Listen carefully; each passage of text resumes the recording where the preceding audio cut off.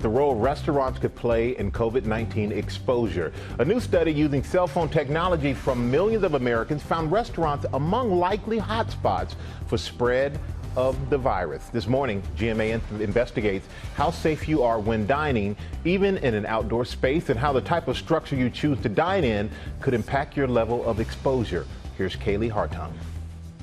As concerns remain about dining indoors and temperatures drop, outdoor dining structures are popping up everywhere, from the elaborate to the simple. But what setup should you look for to dine safely and reduce your risk? How and why is outdoor dining safer than indoor dining? It has to do with ventilation, the ability of this virus to be able to dissipate in the air. As you see more tents popping up, what are your concerns? Tents don't have ventilation the way an indoor restaurant would. So these outdoor settings are not actually outdoors. Now in a GMA Investigates exclusive, teaming up with Virginia Tech engineering professor Lindsay Marr, new 3D animations show how the virus can travel from table to table, depending on the type of dining structure you choose. So if someone is infected and they're sitting outdoors in one of these tents, then as they're breathing and talking, they are releasing viruses into the air.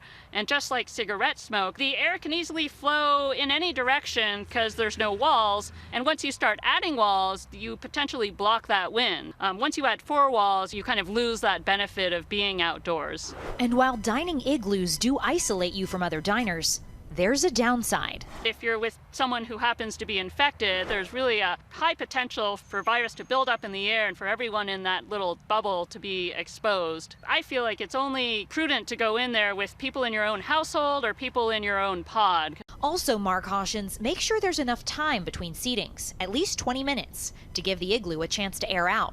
Her most ideal scenario? Dining under the great open sky, because she says that outdoor air dilutes the virus that may be floating in the air, the wind carrying it away in all directions. You still want to follow all the guidelines that you do indoors, meaning that the tables should be far apart, ideally 10 feet between people at the nearest tables.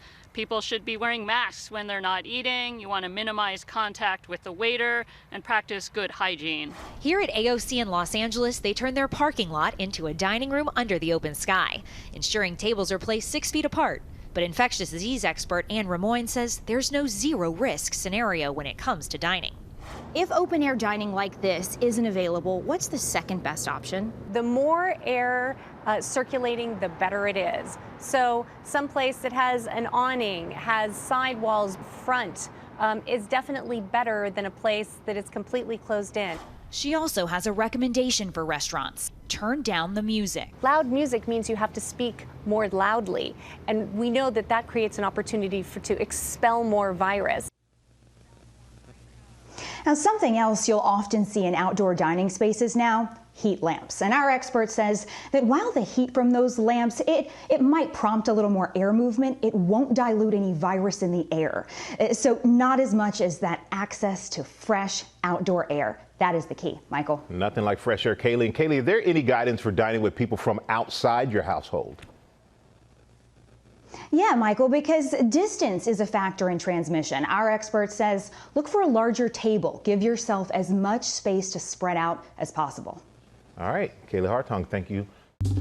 Well, hey there, GMA fans. Robin Roberts here. Thanks for checking out our YouTube channel. Lots of great stuff here. So go on, click the subscribe button right over here to get more of awesome videos and content from GMA every day, anytime.